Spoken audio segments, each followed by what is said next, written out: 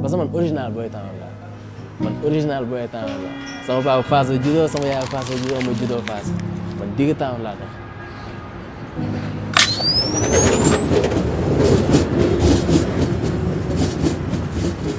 Jambar production cosaan nete ñëw no saax la dam tapir ca kun sale Jambar production cosaan nete ñëw no saax la dam tapir ca kun xelke Jambar production cosaan nete ñëw no saax la dam tapir ca kun xelke Jambar production cosaan nete ñëw no saax la dam tapir ca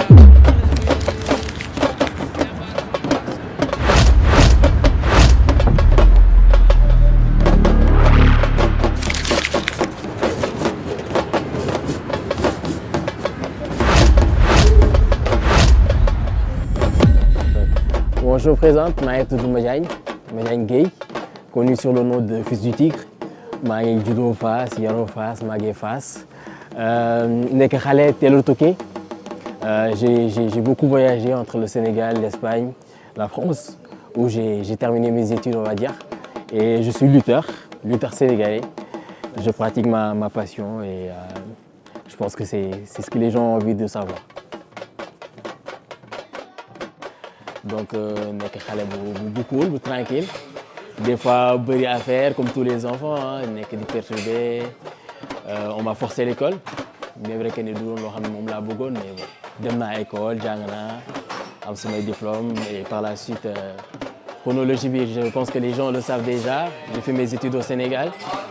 Benn moment bi dem naa Espagne rejoindre sama yaay dellusiwaat Sénégal ba ni may amee sama BFM def sama seconde par la suite laa ñëw France pour continuer samay jàng.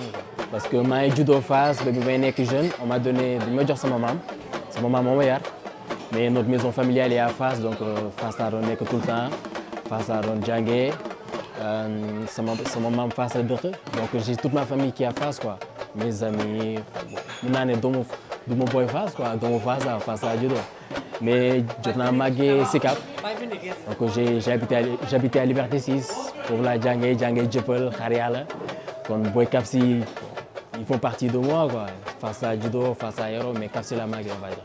ñun fekkee ñu presque dara ñu ngi fekkee presque fin wu carrière am ci bi muy combat bi muy gën a bi ma mën a xalaat boo xam ne je peux en parler c'était son combat à Lac de Guiers 1. Bien vrai que j'étais un peu plus petit mais combat boobu li ci spécial mooy Fass sama fekk j'étais encore petit bi combat bi daw sax maa ngi nelaw je n'ai pas regardé directement quoi yuux yi ñoo ma yee après gars yi ñëw gaale bi mu daanee noonu Fass yëpp maa ba si ñëw kër ga am sama benn gars mi ngi tudd Assane maa ngi koy nuyu au passage moom ma yëkkati ci ay nelaw noonu day fekk ma yëkkati ma teg ma si mbagam quoi génn ak man ñuy daw biir Fass bi. Ce qui est spécial mooy sama papa dafa retourner Fass di def une sorte de caravane mu retourner di daw noonu comme que man j'étais sur les épaules de mon grand après dafa romb rek Balla Diouf moo ma gis il m'a pioché comme ça gars xaw ma yëkkati teg ma si oto bi après sama gars ne yi sàcc nañ ma jañ quoi genre sàcc nañ ma et tout et c'était un peu bizarre parce que on va dire da ngay nekk boy tu vois y a le foule autour gars yi nekk autour crie tu vois ton papa à côté. Et tu vois, c'est des moments que je peux pas oublier, quoi, qui restent dans ma tête, on va dire. Ouais, c'est le combat qui m'a le plus marqué. Le combat où m'a marqué, c'est combat au pas. Après, man, j'ai toujours rêvé d'être lutteur, on va dire. Donc, moi, je bëgg lamb. Bien vrai que c'est pas quelque chose que je manifestais. Parce que gars, ils m'ont dit école, jàng et tout. Mais dans ma tête, de mon def sama bopp que ni bon, peut-être tôt ou tard, je vais devenir lutteur. Xaw ma naka lay demee si les gens seront d'accord ou pas. Jusqu'à ce que même bi ma nekkee xale. Je me rappelle des souvenirs quoi sama copain dañu ma ko doon tooñee mooy Mardi Gras kay ñi déguisé wu policier ñi di déguisé wu kii man mbër laa doon déguisé woo dama doon sol sama yére sama xaftaanu tabaski laa doon jël rek sol ko ma demee gaale gis ñaari sengoor tax jël ko jël sama morceau tax ko fii xam nga mooy dem jël sama benn bouteille def si meew ñëw les gens ça les da leen doon impressionné quoi ils se disent bon ñi ñëpp ñi ngi déguisé wu lii moom mbër lay déguisé wu tu vois. Y'en a qui se disent non bon yow da ngay sonn ci jàng bi rek mais tôt ou tard da ngay bëri ci quoi et même say copains da ngay dem football yi waaw des fois ñu passe ba nga contrôler moom mooy ñu ne ah waay booy demal bëri ci waaye tu vois mënoo def lii mënoo def la et du coup tout le temps lamb da doon ñëw quoi da ngay bëree tôt ou tard da ngay bëree et bon après c'est quelque chose que j'aime quoi. Il y a vrai que ni bon sama papa mosul bëgg ñu bëri ñoom et je pense que c'est comme tous les lutteurs parce que làmb dafa metti kenn bëgg sa doom bëri mais bon je m'étais gardé dans la tête que tôt ou tard damay dem bëri. Bon à savoir man sama relation ak papa bi c'est un peu bizarre on va dire parce que man sama papa yaruma sama maman moo ma yar du coup dafa am benn kersa bu dox suñu diggante man ak moom du coup man mos naa bëgg bëre yàgg naa bëgg bëre mais je n'ai jamais osé lui dire en face tu vois. C'est ça que ma commencé màgg tu vois mu xam ne kii il s'intéresse beaucoup à la lutte parce que dañu doon toog mu koy wax ay mbër yoo xam ne mu xamul leen sax pourtant mu ngi ci milieu làmb bi nga waroon tudd ay mbër yoo xam ne ba yéen na ngeen def ba kii man ko bon man je passe ma vie à regarder des combats quoi. Après loolu petit à petit des fois man ko ah mais pas man damay bëre ji de au début il me prenait pas au sérieux quoi comme tout le monde saa yi mu mos a wax damay bëre gars yi dañu naan da ñuy yëpp quoi parce que yaa ngi say jàng yaa ngi say diplôme yaa ngi commencé liggéey t'as un peu d'expérience professionnelle donc boo nee yow da ngay xëy bëre nii après peut-être vision ma am si làmb ak ñoom bokk quoi mais c'était un peu bizarre au début il n'y croyait pas il ne prenait même pas au sérieux sama rakk bi Mohamed laa ko doon wax c'est lui qui faisait passer le message en fait moo ko doon wax sama papa moo ko doon wax sama ay ndijaay mais ah Madiang day ñëw bëre si de voilà bon après lui c'est colle à colle quoi moom paa bi la mos a nekkal du coup moom amoon na il avait beaucoup plus il était plus à l'aise pour wax ko ni Madiang day bëre si. Et après quand il a commencé à entendre ça une fois deux fois trois fois il m'a dit da nga bëgg bëre donc waaw dama bëgg bëre waaw mu ne bon après lui il avait ses conditions quoi il fallait que nga am sa licence ci jàng parce que depuis petit on te paye l'école yaa ngi jàng si école yi te làmb du métier quoi pour lui la lutte c'est pas un métier parce que c'est un laps de temps c'est un sport on va dire mais sport la buy ànd ak dara parce que comme tous les jeunes am na ñu bëri dañuy bàyyi seen liggéey ñuy bàyyi seen jàng pour bëre et lui n'a jamais été d'accord pour ça pour moom sax da nga war a dem liggéey wàcc dem entraîner moom loolu la mës a gëm quoi de ce fait transition dafa xaw a bizarre si moom quoi ouais après bon j'ai su le convaincre ouais bah pas naa sama licence j'ai commencé master tu vois liggéey man lamb passion laa koy defee quoi parce que après bon avant tout je gagnais bien ma vie sans lamb et même gëm naa ne bu ma bàyyi woon lamb di def leneen quand même j'ai un profil qui attire quoi en fonction de son expérience professionnelle et tout donc noonu la ñëwee petit à petit ba un bon jour on en a parlé mu ne ma bon il y a le promoteur qui veut ton combat quoi au début je croyais pas je dis non je me disais non c'est pas possible parce que après c'est un rêve quoi. Ñun plus petits vu que dañ bëgg lamb on les voyait comme des idoles tu vois c'est des gens que tu vois à la télé yeneen di gis sa gaale et tout par contre man j'ai plus fréquenté Bruce Lee que les autres étant donné que sama kër maam laa nekkoon et que lui il venait souvent là-bas par contre les autres on les croisait ah dañ leen doon fekk entraînement dañ doon dem entraînement pas di leen côtoyer nekk ay grands yu cool quand même tu vois le respect c'est important pour nous donc ay idoles la ñuy doon si ñun tu vois c'est des gens avec qui on a grandi comme Papa Sow tu vois Papa Sow Gris Bordeaux Balla Diouf c'est des gens quoi yoo xam ne ñun dañ leen gis ba finalement doon nañu saf quoi bu ñu leen gis ci télé bi tu vois parce que gars yi ni ñu leen gisee ak ñun étant donné qu'on les côtoie ça fait que c'est ça nous motive aussi.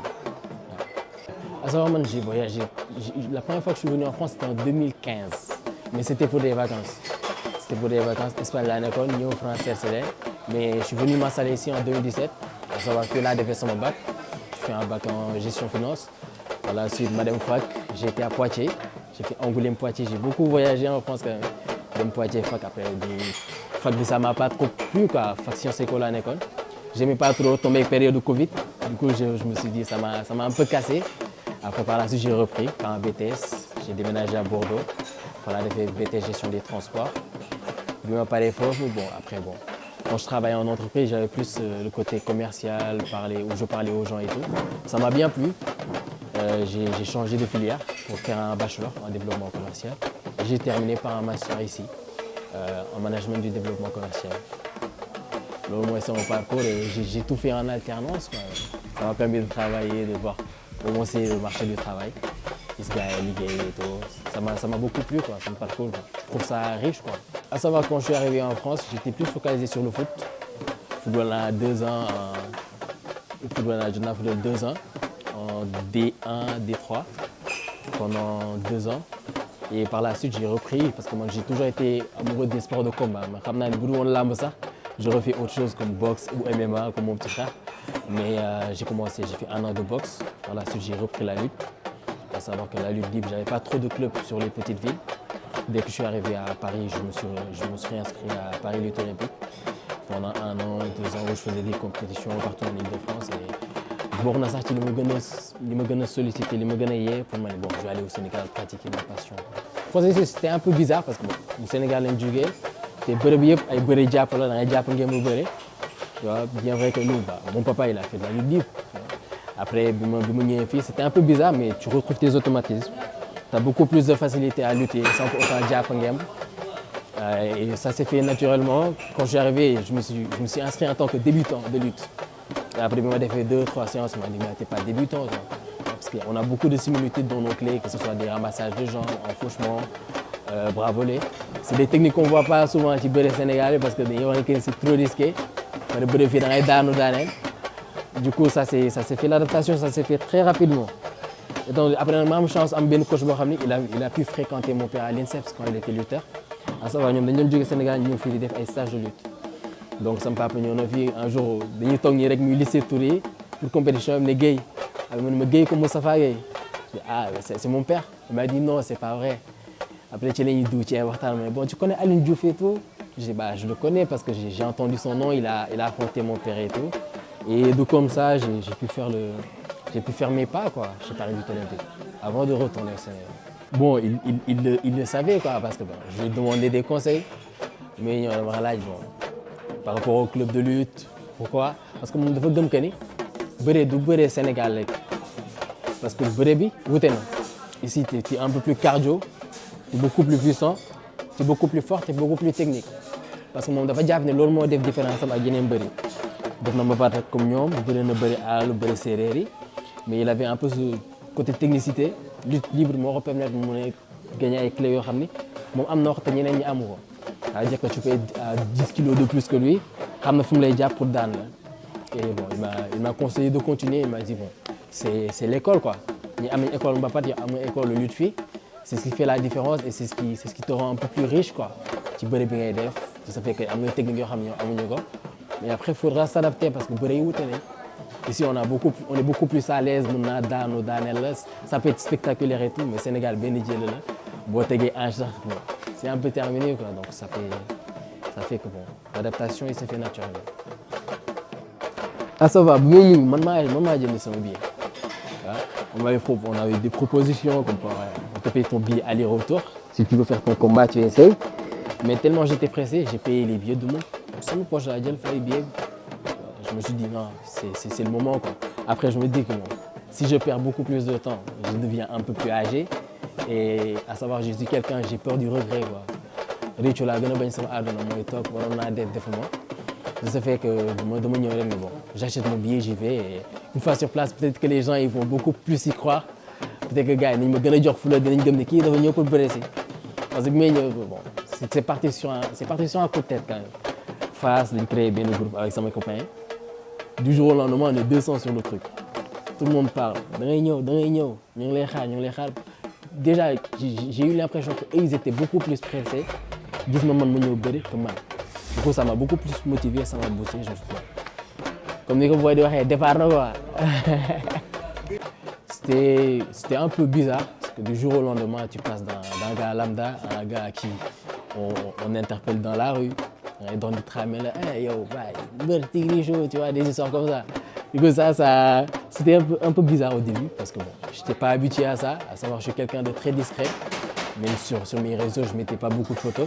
Et du jour au lendemain, tu es reconnu dans la rue, quoi. Ça fait un peu... le mélange, il est un peu bizarre. Mais après, bon, on a grandi dans ça. Hein. Moi, j'ai grandi en voyant mon père aduler, des gens venaient chez moi le voir. Tu vois. Bon, dans c'est ça, les gens, bizarre, tu vois. Et après, petit à petit, je pense que c'est une adaptation, quoi. Adapté au tu dis Disney, tu dis dormir des photos, tu dormir des filmer sans ton consentement. C'est l'adaptation, quoi. Petit à petit, tu t'y fais, on va dire. Bon, Tchol, au début, bon, ça lui a paru bizarre, quoi. Même moi, pour un gars qui n'a jamais lutté, tu as des vidéos de partout, tu passes des gens t'appellent champion alors que tu n'as pas encore lutté. Et bah, après, tout le monde, psychologiquement, ça te met un peu la pression.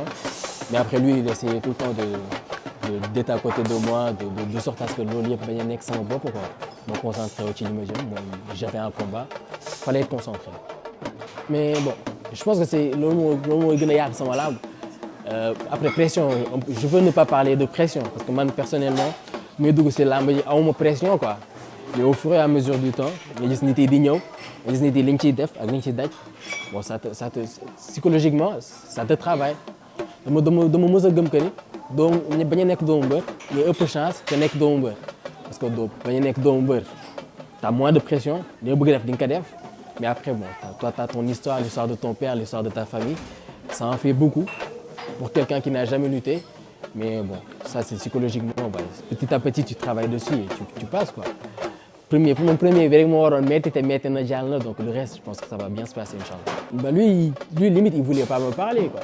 Lui bëggul woon wax ak man parce que bon je pensais que pression supplémentaire la boo seetloo sax ci làmb yi ñëwul sama cumukaay tout ce qu'il a dit il m'a dit à la maison on avait fait notre planning que j'ai un peu teg suñu stratégie man ma jaar def li ma neex mais bon ça c'est toujours pareil hein mbër bu ndaw nga te mets pas la pression les gens vont crier ça va être bizarre pour toi mais tu fais ton combat zen posé ki ngay jàmmarloo sa nawle la respecte-le, fais ton combat de manière tranquille. T'as passé 3 mois à t'entraîner, donc il y a entraîné pour que Asalo quoi. Ne fais pas un combat bâclé, et c'est ce que j'ai fait. Bah, beaucoup de regrets, hein. J'étais trop pressé, bah, pareil, bon. Il y avait un manque de respect quoi. Je respectais pas trop mon adversaire. Quand je me suis dit que bon, les préparations ne sont pas les mêmes, jàppale yi bokkul donc c'était comme ça. Je me suis jamais mis dans la tête que ni kii war na ma mën a daan quoi. waaw mais après c'est des leçons ay jàngat la yu bëri nga xam que ni bon làmb ak peu importe l'adversaire que tu as faut pas le sous-estimer gars yi jàppee ko lii wala jàppee ko lii t'as un adversaire t'as un homme devant toi qui est prêt à faire tout pour te gagner quoi dafa pare pour daan la ay mbokkam pare pour daan la donc li nga war a def mooy focus rester concentré jox ko li nga war après résultat suivra quoi. Après coach Tim man peut-être il me connaissait pas mais man je le connaissais avant parce que je m'entraînais dans la même salle de gym. Des fois damay ñëw toog si kaw il ne me connaissait pas Franc xaw ma woon damay toog leen seetaan c'est un gars que j'admire di gis ay liggéeyam on a beaucoup parlé pendant que j'étais au Sénégal on a parlé jusqu'à il m'a dit que si tu viens je te prépare tu vois am na yéene bi waa ci man am na yéene préparé ma te après nous on a tous besoin de ça je reste un petit lutteur et c'est un investissement pour moi.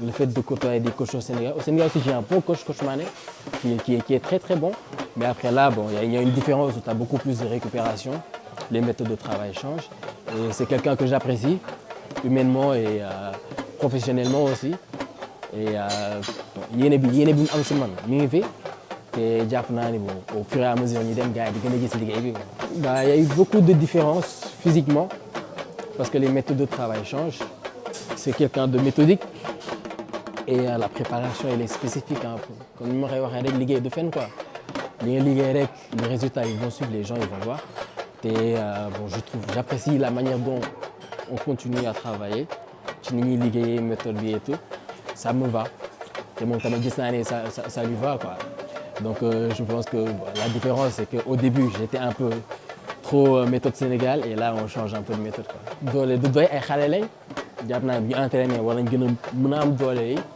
processus là l'essentiel c'est de ne pas ñu bañ a yàqamti daal nekk si li ñu war a rek petit à petit et je pense qu'au fur et à mesure du temps ça va les images ne vont pas mentir quoi gars yi dinañ gis dañ xam que ni kii ñëw fi tëdd dina la dafa ñëw di liggéey.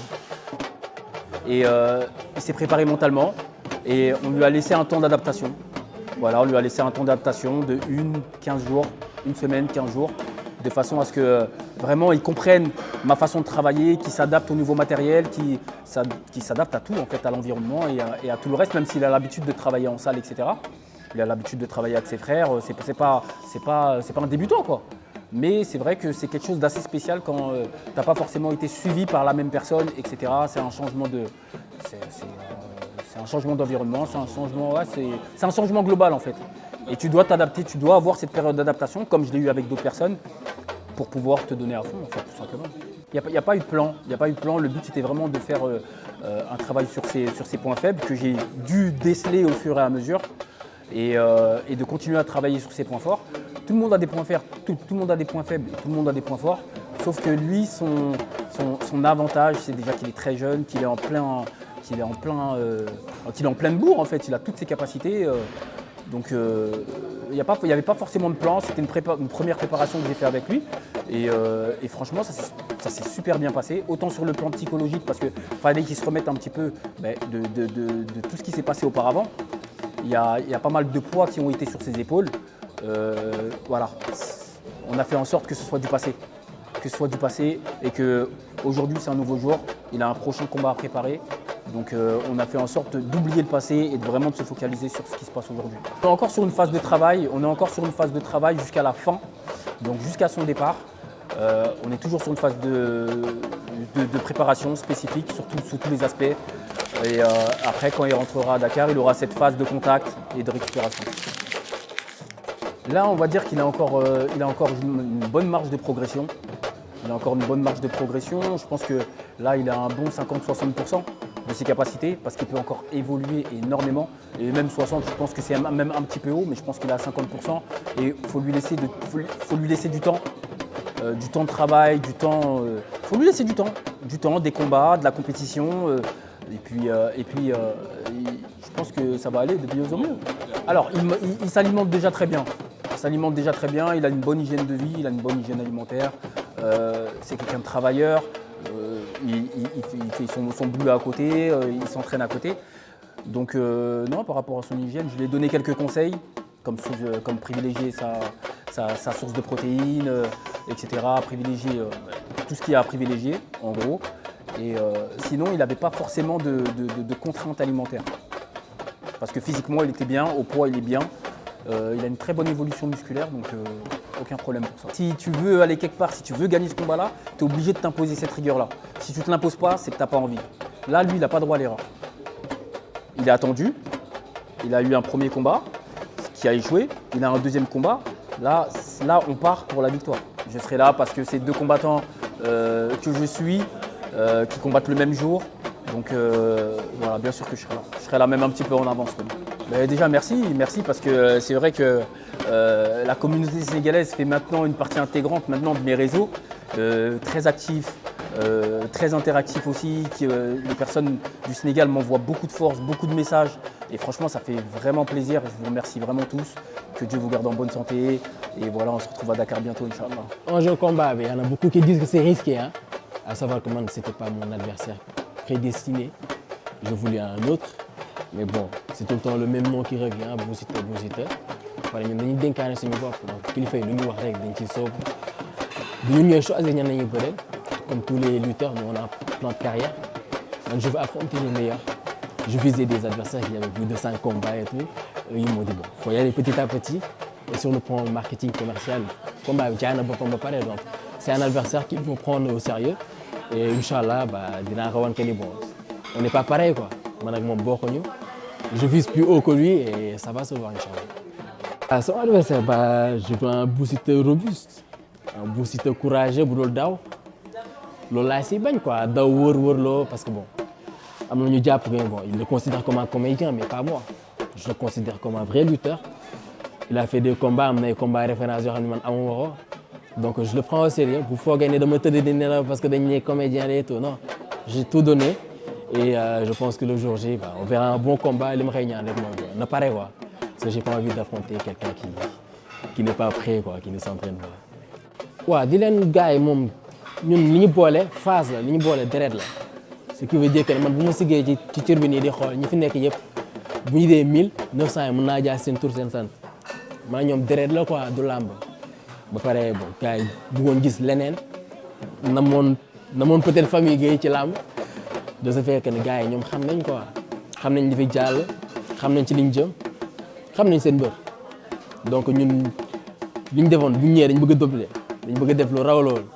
Parce que après peut-être premier combat les gens ils ont pas vu parce que troisième combat laa def mais Inch'Allah bu ñu ñëwee ci stade bi képp ku fay indi supporter doo ñëw fi supporter bi ça parce que lamb ji Dakar moo soxla Fass moo soxla Inch'Allah te nañ ko jël au sérieux bu ñu ñëwee nañ xam ne ñun ñëw nañ.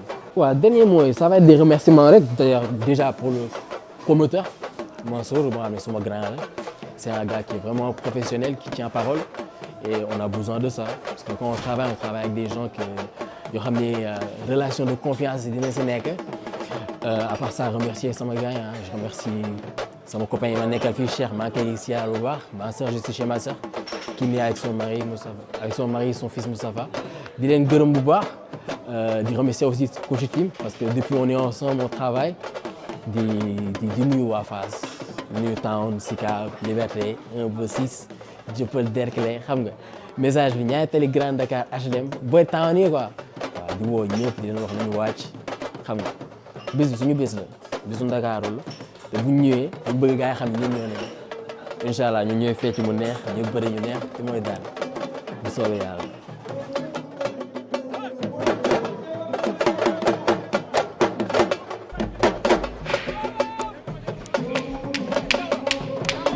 Jambar production cosaan te ñëw ano saax la dam tapir caakum sale Jambar production cosaan te ñëw ano saax la dam tapir caakum xelke Jambar production cosaan te ñëw ano saax la dam tapir caakum xelke Jambar production cosaan te ñëw ano saax la dam